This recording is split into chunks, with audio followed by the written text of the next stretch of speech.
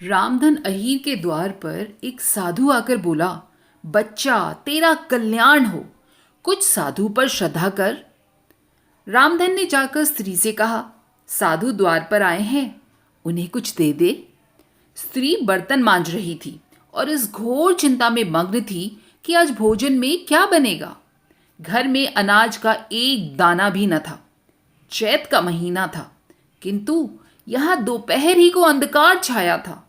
उपज सारी की सारी खलिहान से उठ गई। आधी महाजन ने ले ली, आधी जमींदार के प्यादों ने वसूल कर ली। भूसा बेचा तो बैल के व्यापारी से गला छूटा। बस थोड़ी सी गांठ अपने हिस्से में आई, उसी को पीट पीट कर एक मन दाना निकाला था। किसी तरह चैत का महीना पार हुआ, पर अब आगे क्या होगा? क्या बैल खाएंगे, क्या घर के प्राणी खाएंगे, यह ईश्वर ही जाने। पर द्वार पर साधु आ गया है, उसे निराश कैसे लौटाएं? अपने दिल में क्या कहेगा? स्त्री ने कहा, क्या दे दूं, कुछ तो रहा नहीं। रामधन, जा देख तो, मटके में कुछ आटा वाटा मिल जाए तो ले आना। स्त्री ने कहा, मटके झाड़ पोंछ कर तो कल ही चूल्हा जला था, क्या उसमें बरकत होगी? रामधन, तो मुझसे तो ये ना कहा जाएगा साधु बाबा से कि बाबा घर में अब कुछ भी नहीं है, किसी के घर से मांग लाना। स्त्री, जिन जिन से लिया है उन्हें देने की नौबत नहीं आई, अब और किस मुंह से मांगूं? रामधन, तो देवताओं के लिए कुछ अंगुआ निकाला है ना, वही ले आ, दे आऊं। स्त्री, देवता की पूजा कहाँ से होगी फिर? रामधन, देवता मांगने तो नहीं आते, समाई होगी करना, ना समाई तो ना करना। स्त्री, अरे तो कुछ अंगुआ भी पंसेरी दो, पंसेरी है, बहुत होगा तो आधा सेर होगा, इसके बाद क्या कोई साधु नहीं आएगा फिर? उसे तो जवाब देना ही पड़ेगा ना। रामधन, ये बला तो टलेगी, फिर की फिर देखी जाएगी। स्त्री झुंझुलाकर उठी और एक छोटी सी हांडी उठा लाई, जिसमें मुश्किल से आधा सेर आटा था। वो गेहूं का आटा बड़े यत्न से देवताओं के लिए रखा हुआ था।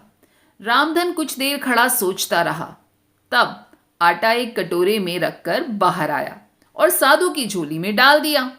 महात्मा ने आटा लेकर कहा, बच्चा अब तो साधु आज यहीं रमेंगे, कुछ थोड़ी सी दाल दे तो साधु का भोग लग जाएगा। रामधन ने फिर आकर स्त्री से कहा।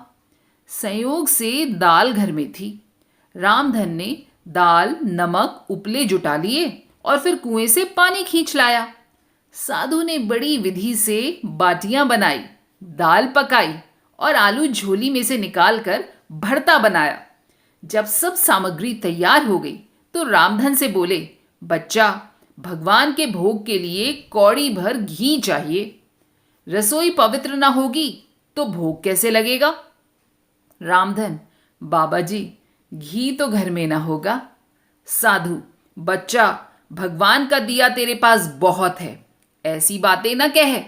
रामधन, महाराज मेरे गाय भैंस कुछ नहीं है, घी कहाँ से होगा? साधु, बच्चा भगवान के भंडार में सब कुछ है, जाकर मालकिन से कहो तो सही।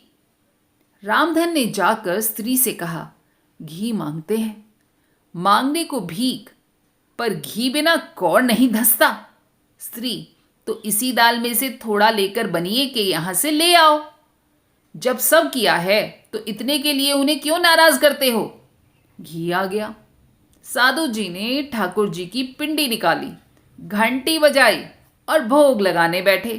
खूब तनकर खाया और फिर पेट पर हाथ फेरते हुए द्वार पर लेट गए। थाली, बटली और कलछुली रामधन घर से मांजने के लिए उठा ले गया। उस रात रामधन के घर चूल्हा नहीं जला, खाली दाल पकाकर ही पी ली। रामधन लेटा तो सोच रहा था, मुझसे तो यही अच्छे हैं। दोस्तों, कैसी लगी आपको मुंशी प्रेमचंद जी की ये कहानी पूस की रात? उम्मीद है पसंद आई होगी, तो कमेंट करके ज़रूर बताइएगा। फिर मिलेंगे कुछ ऐसी ही खूबसूरत, मार्मिक, दिल छू जाने वाली कहानियों के साथ।